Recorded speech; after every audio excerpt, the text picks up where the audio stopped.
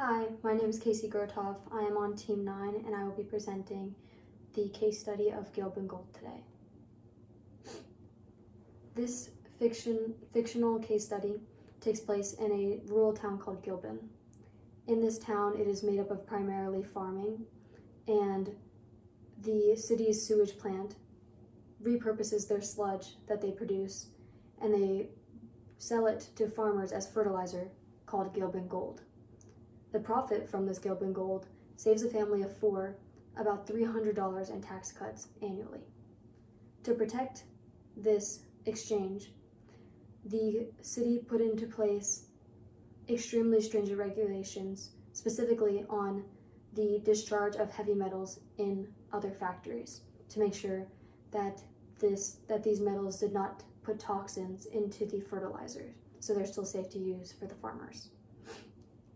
Before these regulations were put into place, Gilbin marketed itself to tech companies and other businesses that this city is a good place to move into because it offers tax abatements for industries that decide to move into Gilbin. Many tech companies move in, including Z Corp, which is our company that we are talking about today. Z Corp makes computer components, and one of the manufacturing processes that Z Corp uses specifically discharges heavy metals.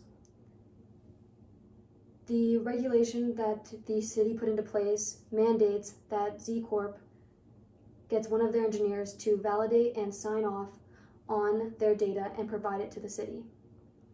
The issue with this regulation is that it is actually poorly written, and it is based on the amount of heavy metals per a unit volume, and instead of just the amount of heavy metals. And so any company can actually be within the regulations by just simply producing more volume of discharge. Z Corp uses this to their advantage, but to stay within the regulations. What they do find, though, however, is that years later, a new, expensive, and more sensitive test is developed that shows that Z Corp is actually regularly exceeding the regulations.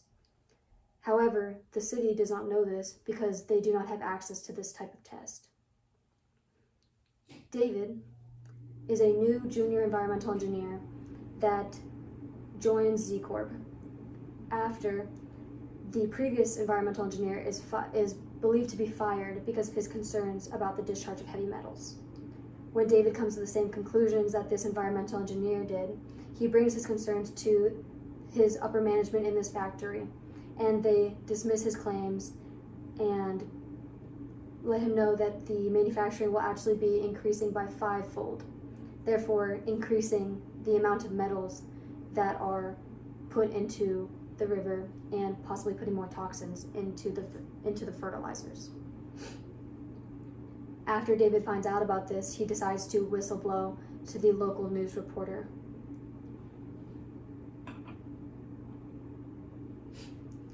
There are 3 ethics codes that our team decided to highlight in this case. The first being from the ASME Code of Ethics, Section 1, engineers shall hold paramount the safety, health, and welfare of the public. In this case, Z Corp engineers should really care about the fact that they may be legally within the regulations set by the city. However, their actions could possibly affect the toxins that go into the fertilizer and therefore affect the crops that the fertilizers are being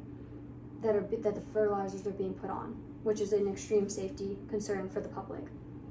The second code of ethics that we highlighted was the ASME Section 4 code. Engineers shall act for each employer or client as faithful agents or trustees.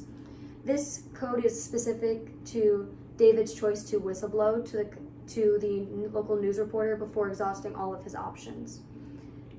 Although his managers in his factory were not helpful when he brought up these concerns, he could have continued to go up the ladder to make sure that his concerns were addressed, or offered alternate solutions that were less expensive to rectify the situation.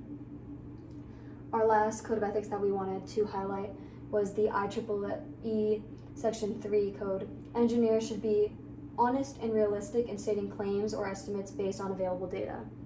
Although the city does not regulate the amount of metals through the more sophisticated and sensitive test, Z Corp has the data that's sharing the fact that they are actually not within regulation. And as engineers, we are scientific individuals and that should put forth honesty and truth with their numbers. And ethically, morally, the engineers should want to give that truth. As mentioned earlier, David decides to speak to the local news reporter before trying to exhaust all of his options with Z Corp, poisoning any relationship between the city officials, the people of Gilbin, and Z Corp.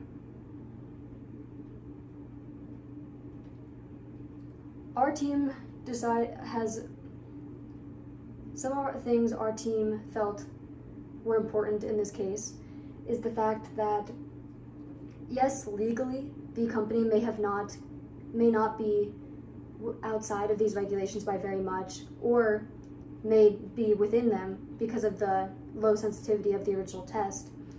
Morally, engineers should strive to do what is right and stay within these regulations, and especially since the sludge from the sewers are being repurposed for fertilizer. In the first code of ethics that we talked about, they use the word paramount, and that is referring to the fact that the public's health, safety, and well-being should be first in an engineer's choice in design, in their system, in any sort of choice that an engineer makes, over the profit of the company. When David brought his concerns to the upper management, they were more interested in the profit from the company instead of the health and safety of the public. This is extremely morally questionable, obviously. Our second point is the fact that David decided to go to the local news reporter before any sort of solution has been brought into place. And so when he brings these concerns to the local news reporter and they are publicized, not only is it causing extreme reputation damage to Z Corp, the regulation is seen as being misinterpreted and miswritten. All areas are losing reputation. Because of this, David should have tried to exhaust all options before he chose to whistleblow. Whistleblowing is an important tool that can be used if there's no other option. However, David could have looked for alternative solutions that are cheaper that the factory owners could have considered. David should have gone to higher up positions within his company and made sure that every single leadership position also was deciding to not be within the regulations in this town before David decided to whistleblow. As an employee, they must be the trustees and be truthful within the company. Lastly, as an engineer, David has the duty to report what is going on within the company to the city. He is the communicator between the city and the factory, and therefore should have gone to the city and spoken with them about how stringent their regulations are. For example, because of that, Z Corp is only outside of their regulations by a small amount, and it could be worth negotiating with the city that to be profitable, they need to go above the regulations just a little amount without potentially damaging the farmer's fertilizer. Whistleblowing is a very complicated situation, and we believe that an engineer should exhaust every option possible to them before they decide to bring a situation public, because it does not actually solve any of the problems that are going on. It just simply lets the public be aware of them and causes extreme reputation damage that is likely unrecoverable. Although Z Corp is not taking into account the environmental effects that it may have at this moment, they do provide an industry into Gilbin, a small rural town that provides jobs and economic stability. Thank you.